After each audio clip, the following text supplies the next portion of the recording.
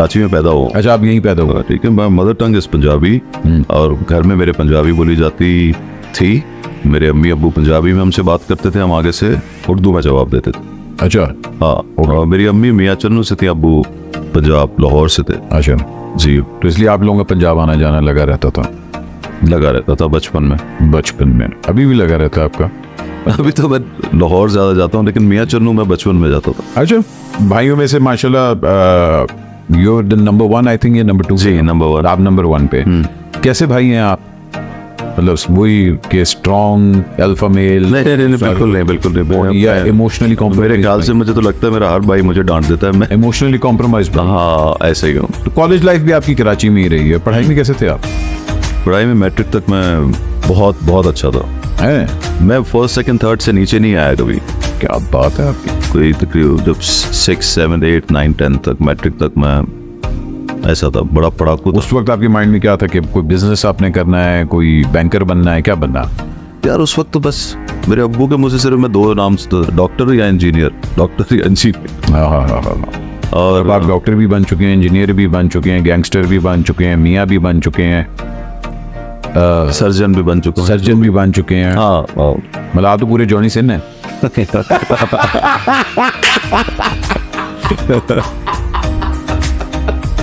यार ये तो फुलटॉस थी।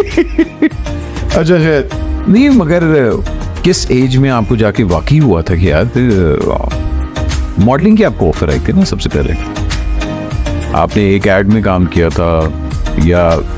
ना, मेरे साथ बिल्कुल ऐसा नहीं था। मैं आपको बताऊं कि मेरा, ये मैं कुछ और जगह भी बता चुका हूँ कि मैं फैक्ट्री में जॉब करता था। ठीक है, फैक्ट्री में मेरी जॉब बड़ी सेट थी। मैं 3 फैक्ट्रीज का जीएम था और 21 साल की एज में। ओके। क्योंकि उन दिनों काफ़ी हमारे हालात बड़े, मेरे फादर की जो जहाँ भी काम करते थे वो जगह बंद हो गई थी। हमारे ऐसे हालात है जिसमें मेरे पे जिम्मेदारी थी कि मुझे काम करना है और मैं ट्यूशन्स वगैरह पढ़ाता था। अच्छा, स्ट्रगल कर रहे थे। तो उसी में अच्छा, मेरा दूसरा ये कि मेरा भाई जो है, वो जो मेरे से छोटा भाई है, वो उस वक्त 16 साल की एज में गिर गया था और उसकी स्पाइनल कॉर्ड डैमेज हो गई और वो पैरालाइज हो गया। तो मेरे अस्पताल के चक्कर और वो जो लाइफ थी, मैंने वो जो 16 से 20 के दरमियान जो देखी है, मैं क्योंकि 17 का था उस वक्त, तो मुझे 3 साल 4 साल बहुत तकलीफ के देखे थे। हाँ जी। तो उसमें मुझे जॉब करनी थी, पढ़ाई से मेरा दिमाग हट गया था। मैं कर रहा था साथ बीकॉम मैंने किया, बैचलर कर लिया, मैं कॉलेज में आ गया, मगर दिमाग पे परेशानियां इतनी थी कि मुझे काम करना पड़ा। और मैंने काम जब शुरू किया उस फैक्ट्री में, तो 1 साल में मैंने इतनी मेहनत की, मैं फैक्ट्री से निकलता नहीं था और 1 साल के अंदर मुझे 3 फैक्ट्रीज का जीएम बना दिया। मैं गाड़ी मिल गई मुझे और सब कुछ। तो वो एक मेरी लाइफ माँ से। और अभी आपकी शादी नहीं हुई? मेरी शादी अभी नहीं हुई थी। शादी मेरी हुई है जब मैं एग्जैक्ट 24 साल का था और 25 साल का था तो मैं एक्टर बन गया। हाँ, तो एक्टिंग कैसे आई जिंदगी में? एक्टिंग ऐसे आई कि मेरा जो अपना यही जो ओनर थे फैक्ट्री के, मैंने फैक्ट्री की बात इसलिए कि नदीम साहब ने मुझे बोला, एक दफ़ा मैंने एक शो किया फैक्ट्री के अंदर जिसमें वैरायटी टाइप शो, जिसमें मैंने सारे कटिंग मास्टर्स और डाइंग मास्टर, इन स्टिचिंग मास्टर से गाने शाने गवाए। खुद भी गाया उसमें और एक शो सा मैंने खुद ही होस्ट नहीं किया, मैंने बनाया वो शो। अच्छा, उन फैक्ट्री वालों के हमारी एक बहुत बड़ी शिपमेंट गई और मैंने उसके लिए वो शो बनाया और वो शो मेरे ओनर ने देखा और वो हंस के, अगर जाहिर है आपका अपना कटिंग मास्टर जो है वो गाना गा रहा हो या कोई एक्टिंग कर रहा हो या इस तरह की चीज़ें कर रहा हो स्टेज के ऊपर आके, तो बहुत उनको हंसी आई। उन्होंने उस वक्त मुझे बोला कि तुम वो ड्रामा में क्यों नहीं आते? वो खुद मॉडल था। अच्छा। जो नदीम थे वो रैंगलर के उस वक्त, वेरी गुड लुकिंग गाय। और हाँ तुम चुप करता अगर रैंगलर जीन्स अगला पहना उसका मतलब शेप में होगा, सख्त लौंडा होगा अगला। बहुत। हाँ, तो बहुत मेरे ख्याल से उस वक्त मैंने ऐसा मॉडल, इतना गुड लुकिंग बंदा नहीं देखा, सीरियसली बता रहा हूँ। तो उन्होंने मुझे बोला कि यार मैं ये जो एक्टिंग के लिए मुझे पीटीवी में बुलाते रहते हैं, तुम करो। मैंने कहा आप मुझे किस काम पे लगा रहे हैं? मैं आपकी फैक्ट्रीज रन करता हूँ। पता नहीं क्या है, तुम जाके। मैं उनके कहने पे गया, मैंने वहाँ ऑडिशन दिया। मैं ऑडिशन में उस वक्त नई प्राइवेट प्रोडक्शन शुरू हुई थी, 94 की बात है। हाँ। और उन्होंने मुझे उसमें ले लिया उस कैरेक्टर में, लेकिन जब शूटिंग शुरू हुई उसकी तो मुझसे वो नहीं हो रहा था, मुझे समझ नहीं आता कि कैमरा सामने है, ये कट करके फिर मेरे को इधर देख के क्या बोलना है, you know, single camera shoot जो होती है, तो ये मैं चीट क्या कर रहा हूँ, मुझे नहीं समझ आया। तो उन्होंने मेरा कैरेक्टर को चेंज कर दिया, उन्होंने लीड किसी और को ले लिया और मुझे हटा दिया। अच्छा, मुझे गुस्सा आ गया, मैंने कहा नहीं, मैं अगर करना था तो वही करना था, वरना मुझे करना ही नहीं काम। मैंने वो छोड़ दिया, मगर मेरे जहन में ये बात बैठ गई। उन्हीं दिनों हमारी फैक्ट्री जो है लाहौर में शिफ्ट हो रही थी।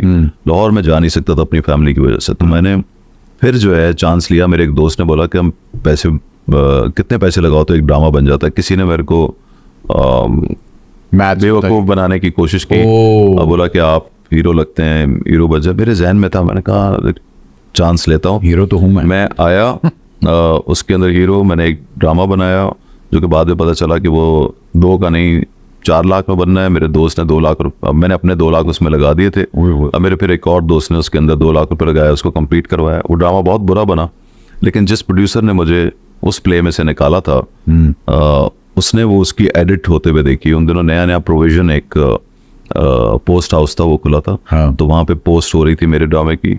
उसने देखा, उसने बोला कि ड्रामा बहुत बुरा है लेकिन तुम अच्छे हो। तो फिर उसने मुझे 95 एंड में या 96 के शुरू में ये जहाँ 96 में मुझे पहला प्ले करवाया था पीटीवी का, ये जहाँ, जिसमें सब उस वक्त एजाज असलम, अदनान सिद्दीकी, फरहान अली आगा, बाबर अली, ये सब उसके एक एक एपिसोड में आए हुए थे। तो 7वां 8वां कोई एपिसोड था जो, तो वो मेरा था। अच्छा, वो इंडिपेंडेंट थे, सारे इंडिपेंडेंट थे। एक उसमें एक गाना होता था और छोटी सी 25 मिनट की स्टोरी होती थी। तो उसमें उन्होंने मुझे लिया और उसके बाद मुझे आते ही मेरीन जब्बार ने अब तुम जा सकते हो में लिया, यासिर अख्तर ने लिया मुझे जहर में, काजिम पाशा ने मुझे ड्रामे के लिए बुलाया, उसका नाम था इल्ज़ाम, और सुल्ताना सिद्दीकी ने उसी वक्त में मुझे एक ड्रामे में बुलाया जिसमें नवान एजाज और मानूर बलोच थे। नहीं, मगर ये पूरा लॉट जो आया था, जिस तरह वो होता है ना कि हर एक 10 साल बाद एक लॉट आता है, 10 साल बाद एक लॉट आता है, आप लोगों का ये लॉट आया था जिसमें आप, फैसल कुरैशी, अदनान और ये सब मुझसे पहले आ चुके थे। हाँ, मगर आप एक तरह उस लॉट के मैं असल में मैं उस वक्त था, मैं उसके एंड में आया हूँ। मैं 96 में आया जब प्राइवेट प्रोडक्शन स्टार्ट हुई। हाँ, और मैंने एक्चुअली पीटीवी का कोई भी सीरियल नहीं किया हुआ।